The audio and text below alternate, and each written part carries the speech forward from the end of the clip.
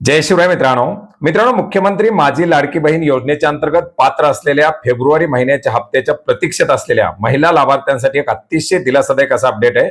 मित्रांनो, राज्य शासनाच्या माध्यमातून फेब्रुवारी 2026 चा हप्ता वितरित करण्यासाठी निधी उपलब्ध करून देण्यात आलेला आहे.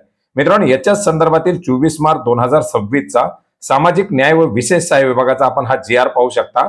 मुख्यमंत्री माझी लाडकी बहीण योजनेसाठी सन 2025-26 या आर्थिक वर्षामध्ये निधी वितरण करण्याबाबत, ज्याच्यामध्ये आपण पाहू शकता मुख्यमंत्री माझी लाडकी बहीण योजनेमधील पात्र महिला लाभार्थ्यांना फेब्रुवारी 2026 या महिन्याचा आर्थिक लाभ वितरित करण्यासाठी राज्य शासनाच्या माध्यमातून 277 कोटी 26 लाख रुपयाचा निधी उपलब्ध करून देण्यासाठी मंजुरी देण्यात आलेली आहे.